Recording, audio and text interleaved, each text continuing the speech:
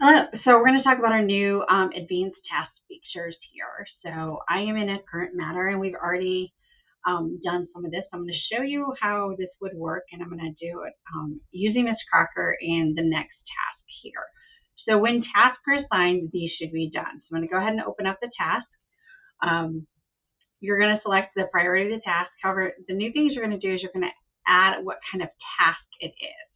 So this is a drafting task. So it's a draft or revise, and I'm going to put in how long it should take her to do it. This is an estimate. These are really great for helping us know how long this should take.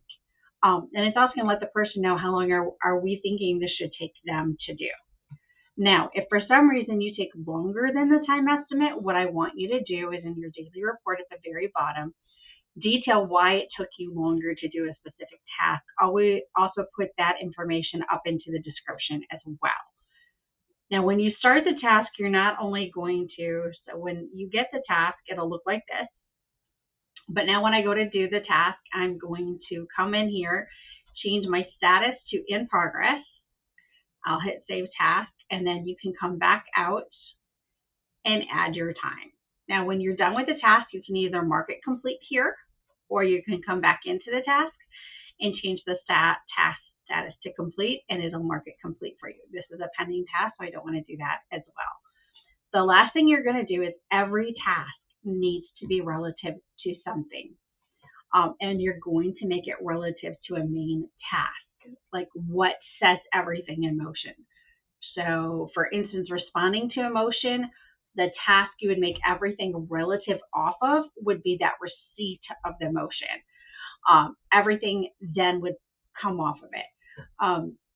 Here, post engagement tasks are all going to come off of closing my file. So when I do the close file, everything after that in post engagement is going to come back off of this.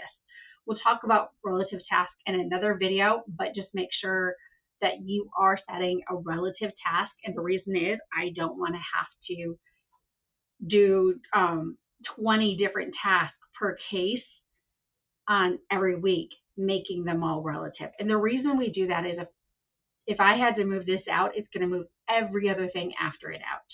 And that's why we do it. And these tasks, my task is actually contingent on Linda's, which is contingent on Kaylin's, which is contingent upon the review letter. So there's always a chain. So if one gets set off, everything off that chain gets set as well.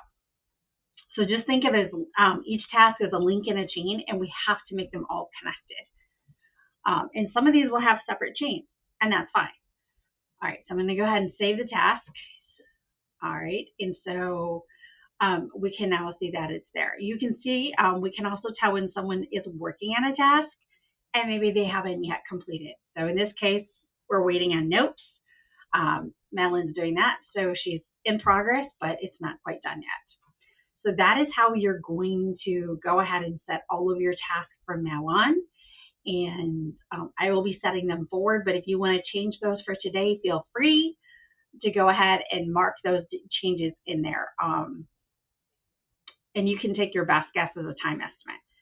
And this will also help you then once you come into your daily task.